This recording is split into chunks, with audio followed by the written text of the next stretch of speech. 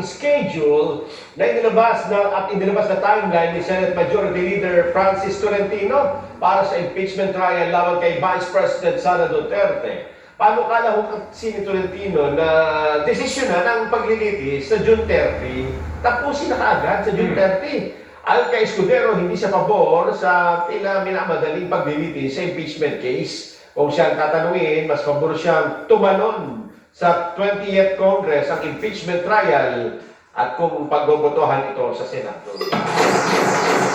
At dahil dyan, nanumpa na po si Senate President Francis Escudero bilang presiding officer ng impeachment court sa gagawing paglilitis kay VP Inday Sara Duterte. Ito ay matapos ang motion ni Senador Joel Villanueva ng impeachment court ay magkukonvene sa June 11 kasabay ng panunumpa ng mga senator judges sa June 10 alas 4 ng hapon. Nagpahayag naman ng pagsuporta Senador Ronald Pato de la Rosa sa magiging desisyon ni Escudero. Iginit niya na kahit hindi siya isang abogado, umaasa siya na mananatili ang pagkakaisa ng bansa sa halip na magkagulo. Nang tinakda ni Escudero ang presentasyon ng prosecution panel sa Senado sa June 11 sa halip ng June 2. Binanggit din niya na na-delay ang presentasyon dahil sa pagharap sa priority legislative measures bago mag-adjourn ang 19th Congress.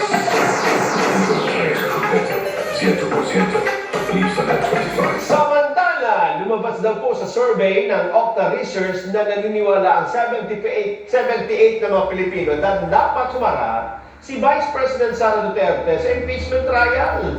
Nasa 13% naman na nagsabing hindi dapat litisin ang Vice Presidente at 7% ang hindi tiyak sa kanilang tugon. Ayon kay Okta Research President Ranjit Rai, binibigyan din ng survey ang dalawang bagay. Ang hiling ng publiko na managot si VP Sara at ang malawak na suporta para sa impeachment bilang isang paraan ng due process. Ikinigulat naman niya na pabor ang mga taga-Mindanao sa pagharap ng Vice Presidente sa impeachment trial dahil ang survey ginawa noong huling bahagi ng Abril, 2 linggo lamang bago ang midterm elections. Baka naman mali na naman yung survey na yun. Yun na nga. Di ba? Sinabi ni Rai na ang tanong ay nakabalangkas sa pag-aakala ng paglilitis ay makapagpapatuloy ayon sa takdang schedule. Baka manipulated na naman. Baka election, mali din ang survey. Yun na nga. Yung ginawa niya, bagong election. Hindi ako sa iyo, akpa, tumigil na kayo sa gawa niyo. Pagkitiwalaan pa ba kayo dyan? Oo. Well, mukha nagbabagong puri. Oo. Pero parang hirap pa rin gumawa nun eh. Anyway, ito pa po ang ating pangunahing balita.